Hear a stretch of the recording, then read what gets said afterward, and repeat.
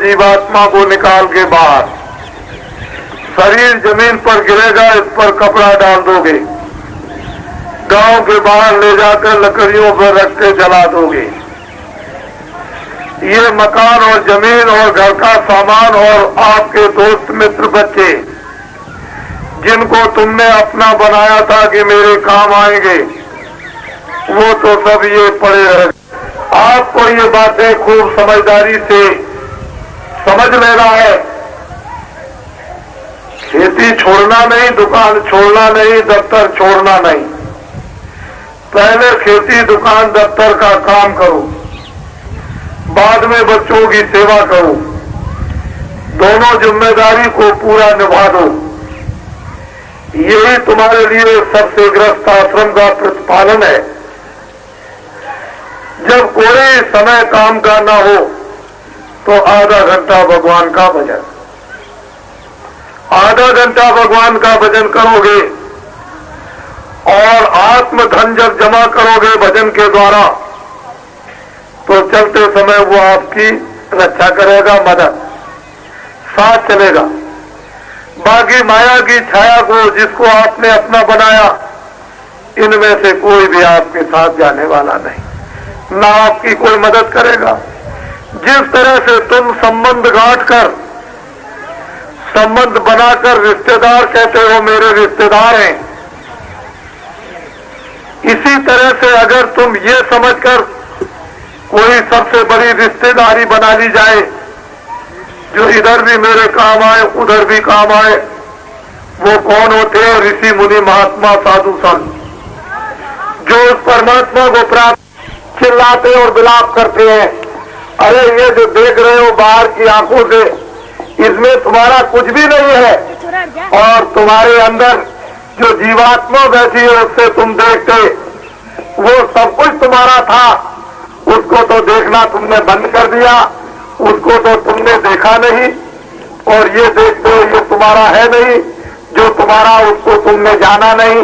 इसीलिए जरूरत पड़ती थी कि लाखों और करोड़ों रुपया खर्च करेंगे, दान पुण्य करेंगे, सेवा करेंगे, भाव भक्ति करेंगे, वो महात्मा मिल जाए जिन्होंने प्रभु को पाया है।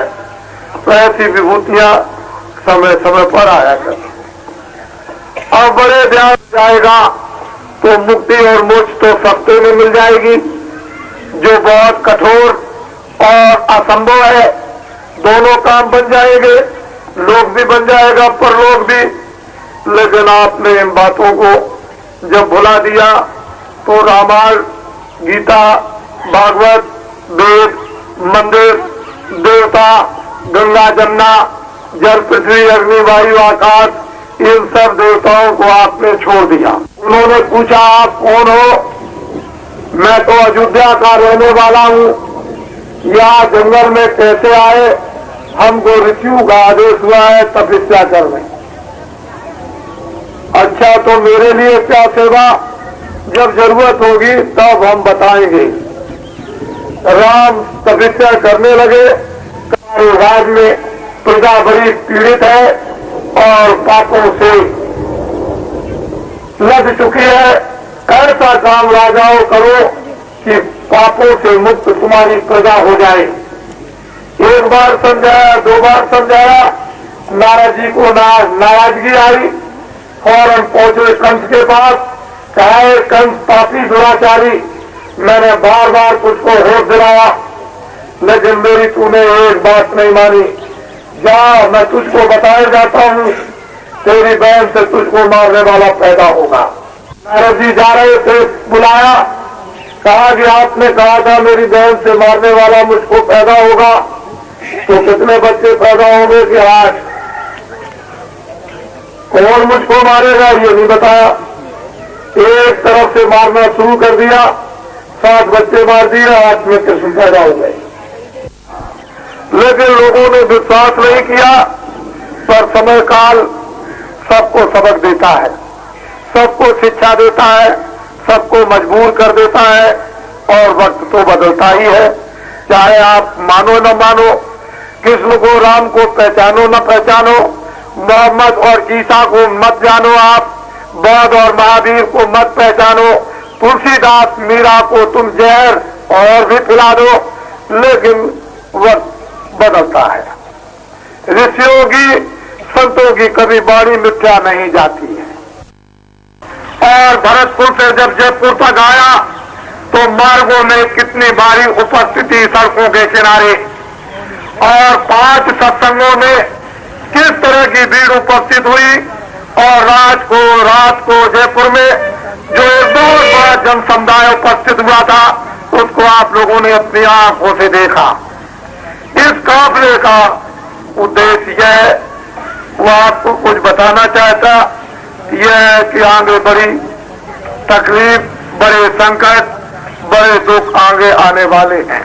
तो सावधान ये काफिला करेगा कि तुम लोग अब कम से कम ये बात समझो। आज से हुक्म और आदेश हुआ है भगवान का कि इंसान आदमियों को ये बता दो कि तुमने बहुत झूठ बोला, धोखे दिए, बेईमानी की, चोरी की, कत्ल किए, तुमने बहुत जानवर और पंछी और आदमियों को मारा, अब इन बुरे कामों को बंद करो। उसने हुक्म दिया है कि न रामायण में लिखा, न गीता में, न वो कुरान में, न बाइबल में हुक्म दिया है कि इनको बता दो कि शराब की बूंद का एक कतरा भी मत पीना। वो मांस मुर्दों, मिट्टी को खाने के लिए उसने हुक्म दिया है कि इनको कहो कि इसको अब बंद कर दो। दिन में जाकर खेती का, दुकान का, दफ्तर का काम करे, बच्चों की सेवा करे। इन लोगों से ये कहो कि हिंदू आधा घंटा भगवान का मनसूफी मंदिर में सच्चा भजन करें। मुसलमान इस जिस्मानी मस्जिद में सच्ची खुदा की इबादत करे, और ईसाई इसमें प्रार्थना करें। तीनों जातियों के लोग अगर वास्तव में अपने अपने काम, बच्चों की सेवाओं में लग जाएं और आधा घंटा इबादत भजन भगवान का सच्चा करने लगे, तो दुनिया की सारी आने वाली आई हुई तबादत, मुसीबत और ये संकट आपके टल सकते हैं।